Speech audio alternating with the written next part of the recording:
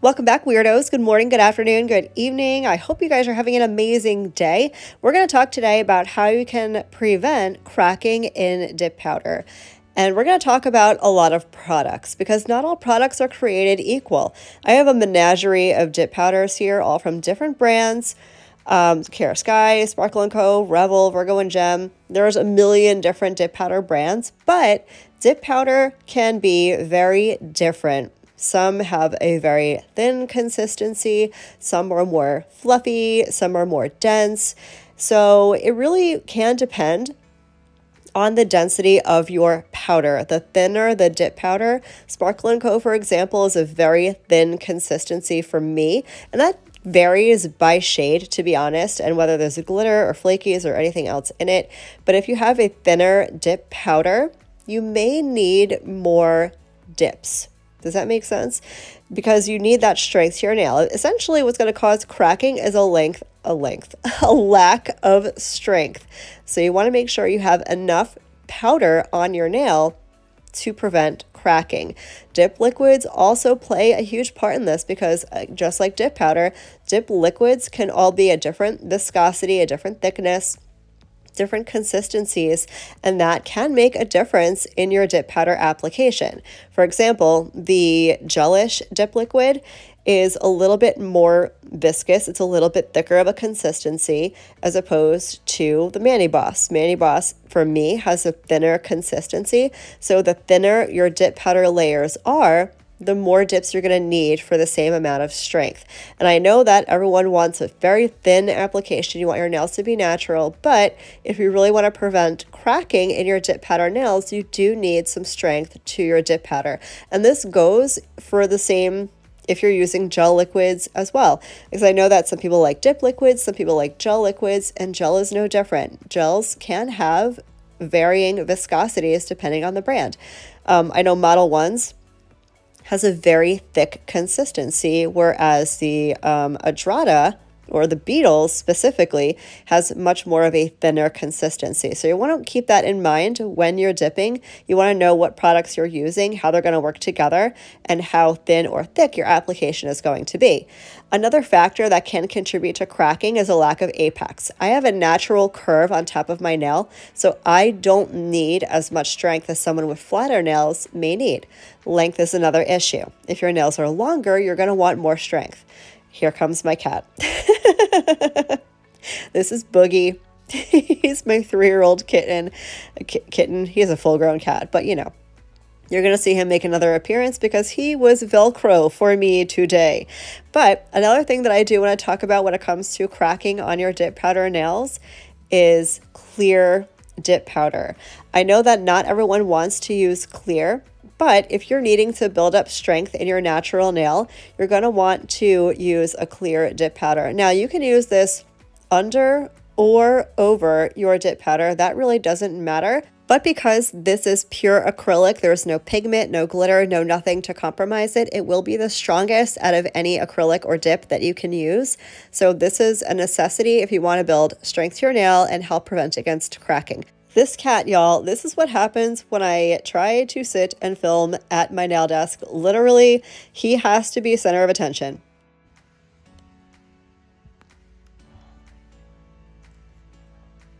Sir, what are you doing? No, I'm trying to work. Oh.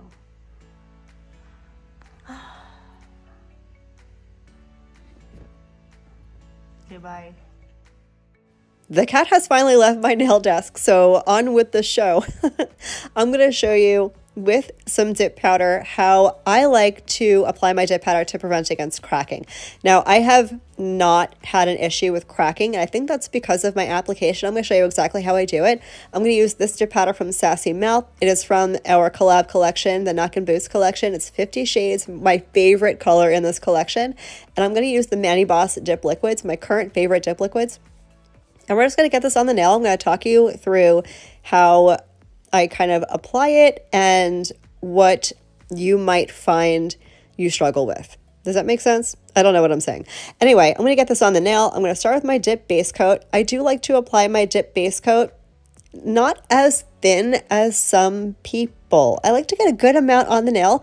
You don't want a whole lot of dip base because you don't want to leak into your sidewalls or your cuticle area, but I do put a good amount of dip base on my nail.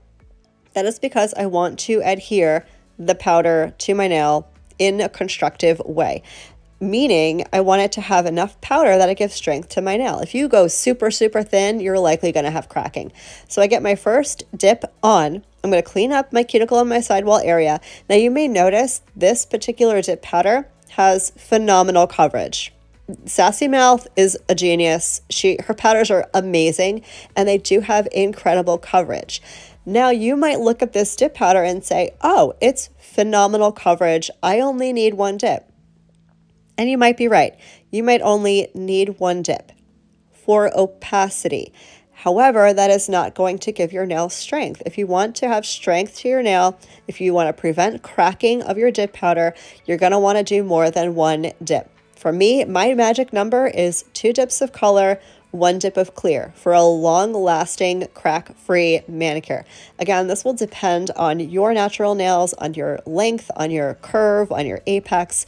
You are going to have to do trial and error, to be honest, to find what really works for you to make your nails last long, help prevent cracking and chipping. But for me, this is my magic number. So I'm going to go ahead and get 1 coat on all of the nails. I'm going to dust off the excess, and then I'm going to go in for coat number 2.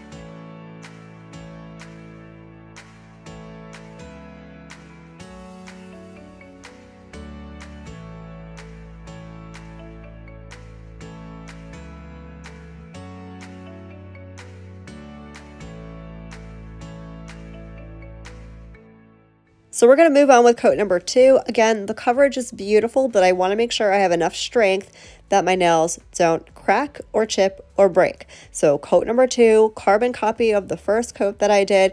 If you want a very detailed step-by-step tutorial on how to do your own dip powder nails with talkthroughs and explanations and product stuff, I'll make sure to leave that up in the cards for you guys to reference. If you are new here, hi, I'm Marla Kris. Thank you for being here. I do nail content twice a week. Every week I upload on Mondays and Thursday mornings. I do a lot of dip powder. I do gel polish, builder gel. Sometimes I venture into poly gel. Natural nails, extensions. I do all the things. If you like this kind of content, I would love to have you stick around. So go ahead and subscribe. It's free. I don't sell anything. Nothing. So feel free to join us if you want more stuff. I do have a Facebook group. I'll leave a link down below. Again, we don't sell anything. It's just a bunch of weirdos doing weird nail things, and it's a fun place to hang out. We have a lot of DIYers, a lot of professionals, a lot of newbies. It's a great place to ask questions, get advice, show off your nails, get a little inspo if that's what you need in your life. Thank you again for being here. So again, moving on with the rest of the nails, and we get everything dipped for a second time, and then we're going to talk about clear dip powder.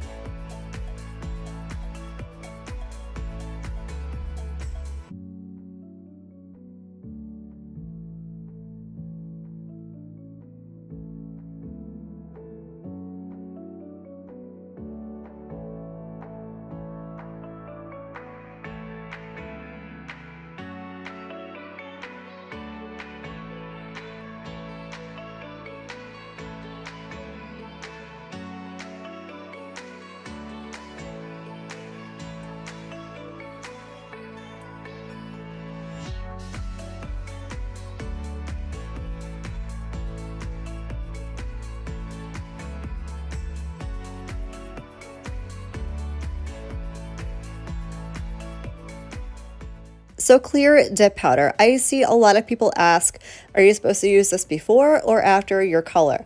It's really up to you. It's a personal preference thing. If you remove your dip powder nails by filing off the color, you're going to want to do clear underneath. That way you don't damage your natural nail when you're doing removal. For me, I use peel off base coat because I do my nails very frequently, or I'll soak off. So I don't find a need to use clear under my color, but I do like to use it over top of my color sometimes because it will protect your color when you go to file and buff later. And as mentioned, it will add an extra layer of strength to your nail, which will help prevent against cracking and chipping. So I'm going to go ahead and get a coat of clear over all my nails. If you see me double dip or even triple dip sometimes, I want to make sure I don't have any wet spots on my nail. I want that powder completely absorbed into the dip liquid. So I'm going to dip until it no longer looks wet. Do you have to do that? No, you don't have to do anything. They're your nails. But I like consistency. It's just a me thing. So I'm going to dip until they no longer look wet. Then I'm going to go ahead and activate. I will be doing my filing and buffing off camera. If you want to see an updated filing and buffing routine, that is going to be my next upload. So if you haven't subscribed yet, this would be a perfect time if you want to see how I do that. But I will come back and I'm going to show you how I top coat.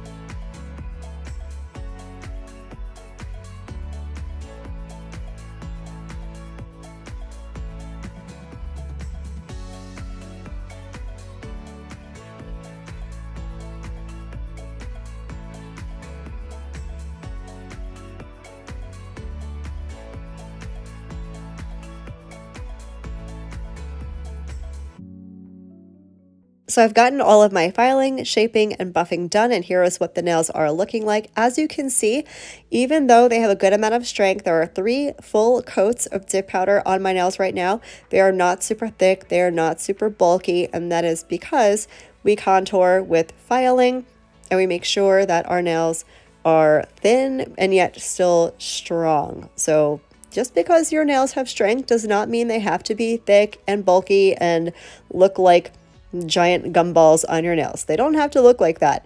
Are they super natural looking? That's arguable. There is acrylic on your nails. If you've had acrylic done at salons before, you know they're going to be a little bit thicker than your natural nail, and that is okay. If that bothers you, then you're going to have to risk cracking your nails. You can't have both. It's not a perfect world. So I'm going to go in with gel top coat. You can use dip powder top coat if you want. You can use a nail polish top coat. But when it comes to cracking, I find that gel top coat is thicker than polish top coat and dip powder top coat. So I prefer gel. I just find that keeps my nails strongest, longest. But total personal preference, you can use whatever top coat you like. I'm going to go ahead and get this on all of the nails and cure for a full minute.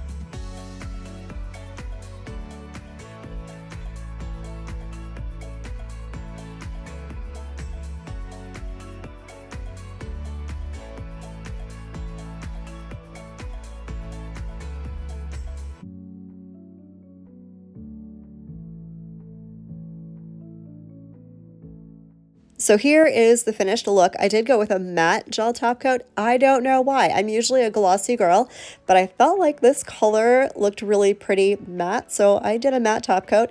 If you want to do a matte top coat with dip powder, you can just do your dip powder top coat like you normally would and then buff away the shine gently, or skip the top coat altogether. But if you're looking for strength to your nail to help prevent against cracking, you're definitely going to want to add some sort of a top coat over top.